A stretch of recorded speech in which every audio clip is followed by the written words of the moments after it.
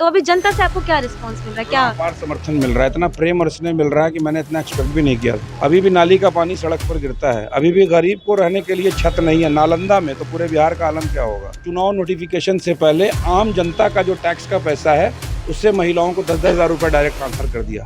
नमस्कार दर्शकों, इस वक्त मेरी मौजूदगी है बिहार शरीफ विधानसभा में और अभी हमारे साथ बिहार शरीफ विधानसभा से कांग्रेस के प्रत्याशी उमैर खान जी मौजूद हैं। इनसे बात करेंगे आने वाले विधानसभा बिहार के चुनाव में कि क्या कुछ तैयारियां हैं और क्या लगता है कि इस बार बिहार में क्या बड़ा बदलाव होने वाला है। क्या महागठबंधन कुछ बड़ा कमाल करेगी या फिर क्या कुछ बिहार शरीफ में बदलाव होगा। सबसे पहले सर आपका बहुत बहुत स्वागत है। बहुत शुक्रिया आपका, धन्यवाद। चुनाव की तैयारियां आपकी बिहार शरीफ विधानसभा में बात करें तो कैसी चल रही है अभी? जनता मालिक है, मालिक के दरबार में जा रहे हैं, उनसे बोल रहे हैं परिवर्तन जरूरी है लोकतंत्र को बचाने के लिए। जनता के बीच जैसे आप जनसंपर्क कार्यक्रम कर रहे हैं, आ रहे हैं, जा रहे हैं, तो अभी जनता से आपको क्या रिस्पांस मिल रहा है? क्या अपार समर्थन मिल रहा है, इतना प्रेम और स्नेह मिल रहा है कि मैंने इतना एक्सपेक्ट भी नहीं किया था। 20 साल से जो निरंतर है ना, यहाँ विधायक जी मंत्री भी हैं, हमने बोला कि अपना रिपोर्ट कार्ड दीजिए कि 20 साल में आपने बिहार शरीफ के लोगों के लिए क्या किया, तो उनके पास कोई रिपोर्ट कार्ड है ही नहीं, उन्होंने कुछ किया नहीं। ये नालंदा है और मुख्यमंत्री जी का गृह जिला है। आप यहाँ के गांव में जाइए, स्वच्छ भारत जो है ना वो झूठ दिखेगा। आप चलिएगा गांव की सड़कों पर तो बहुत बच बचा के चलना पड़ेगा आपको। अभी भी नाली का पानी सड़क पर गिरता है, अभी भी गरीब को रहने के लिए छत नहीं है। नालंदा में तो पूरे बिहार का आलम क्या होगा।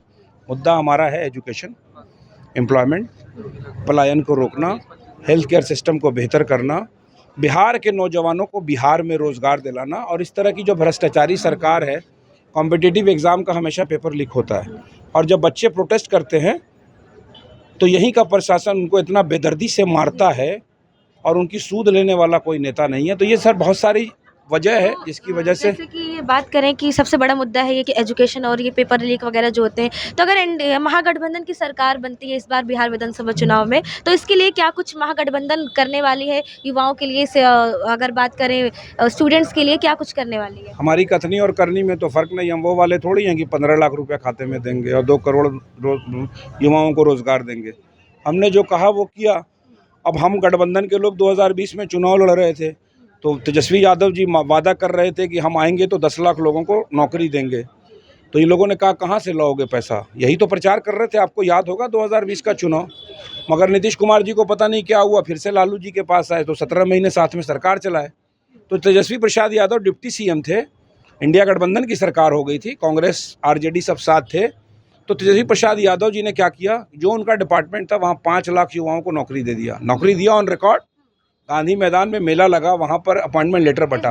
इस बार भी महागठबंधन दावा कर रही है हर घर सरकारी नौकरी का, तो इसके पीछे का क्या कुछ प्लानिंग है? आप अगर दर्शकों को कुछ इसका विजन बताना चाहें। सब चीज़ डिस्क्लोज कर देंगे तो वो कॉपी कैट बन जाएंगे। हमने कहा की बात नहीं है सर, दर्शक आपकी तरफ झुक इतना मैंने कहा कि 2500 रुपया माई बहन सम्मान योजना के तहत हर बिहार की महिला को देंगे। उन्होंने क्या किया, उन्होंने लोकतंत्र को कमज़ोर किया और चुनाव नोटिफिकेशन से पहले आम जनता का जो टैक्स का पैसा है उससे महिलाओं को 10-10 हज़ार रुपये डायरेक्ट ट्रांसफ़र कर दिया। लोकतंत्र की हत्या कर दिया सरकार ने, खुला खेल खेल रहे वो। हमने कहा, नीतीश कुमार जी सदन में बोले थे कि भैया देखो फ्री व्री मेरे यहाँ नहीं चलता है। जब डिमांड हुआ था कि कुछ गरीबों के लिए कुछ यूनिट बिजली फ्री किया जाए तो ऑन रिकॉर्ड है सदन में बोला था। तो जब इंडिया गठबंधन ने कहा कि मेरी सरकार बनेगी तो 200 यूनिट बिजली फ्री करेंगे तो उन्होंने 120 यूनिट कर दिया। आप बताओ, हमने कहा कि हम वृद्धा पेंशन की राशि बढ़ाएंगे, 1500 कर देंगे, उन्होंने उसको 1100 कर दिया। अच्छा, अभी 120 यूनिट कर दिया, अभी 125 पे जा रहा है। इस बारे में क्या कहना कि ये 5 यूनिट के ढकोसले कहना चाह रहे हैं या फिर तो कांग्रेस की कॉपी कैट का देना चाह रहे हैं? क्या इस पे 200 यूनिट हम फ्री देंगे और हम देते हैं। झारखंड में हमने अभी चुनाव लड़ा, गठबंधन की सरकार है, तो हमने मैया सम्मान योजना के तहत वादा किया, दे रहे हैं, आप जाके पता कर लो। इस बिहार शरीफ विधानसभा की बात करते हैं, यहाँ पे जैसे आपने बहुत सारी दिक्कतें बताई, बहुत सारी चीज़ें बताई। आप विधायक बनने के बाद यहाँ पहले 2 काम कौन से करवाने वाले हैं जो जनता की सबसे बड़ी ज़रूरत है? सबसे पहला तो मेरा डिमांड है कि जो स्मार्ट सिटी के नाम पर जो इरेगुलरिटीज़ हुई या करप्शन हुआ उसकी ऑडिट हो। कहाँ स्मार्ट सिटी दिखती है बिहार शरीफ में? आप देखा, एक पार्क बना है, गरीबों का प्रदेश है। हमारा प्रधानमंत्री खुद बोलता है ऑन रिकॉर्ड कि 140 करोड़ की आबादी में 80 करोड़ लोग 5 किलो राशन पर जिंदा है। प्रधानमंत्री ने एक्सेप्ट किया इस चीज़ को, बोलते हैं, अब फ़ख्र महसूस करते हैं। तो बिहार शरीफ में एक पार्क बना है जहां गरीब का बच्चा नहीं जा सकता क्योंकि पार्क में जाने के लिए पैसा देना पड़ता है। तो आप मुझे बताओ ना, एजुकेशन सिस्टम बेहतर है, न लोगों के रोज़गार के बारे में कुछ सोचा आपने। बिहार का बच्चा 15,000 कमाने के लिए दिल्ली, सूरत, बंगाल क्यों जाए? बिहार में उसको रोज़गार क्यों नहीं मिले? उसके संविधान में अधिकार है। तो ये तमाम सवाल है। और निरंतर एक आदमी जब सत्ता में बैठता है तो लोकतंत्र कमज़ोर होता है, उसको अहंकार हो जाता है। परिवर्तन लोकतंत्र के लिए ज़रूरी है और बिहार के युवाओं ने युवा पे भरोसा किया है। देखा था वो दृश्य, वोटर अधिकार यात्रा। अब राहुल जी बुलेट की सवारी कर रहे थे और बगल में तेजस्वी प्रसाद यादव जी बुलेट चला रहे थे।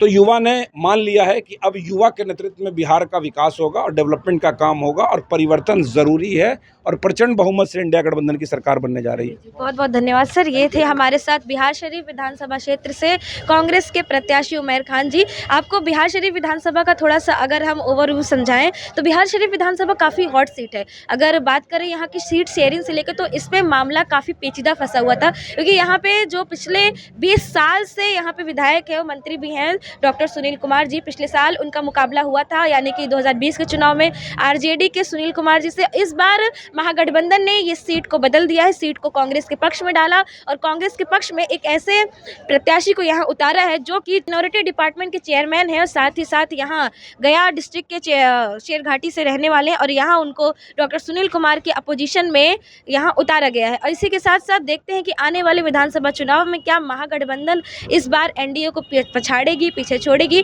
या फिर एनडीए का सिलसिला यूं ही बरकरार रहेगा। तब तक के लिए देखते रहिए हमारा चैनल एजिस न्यूज़ वेब।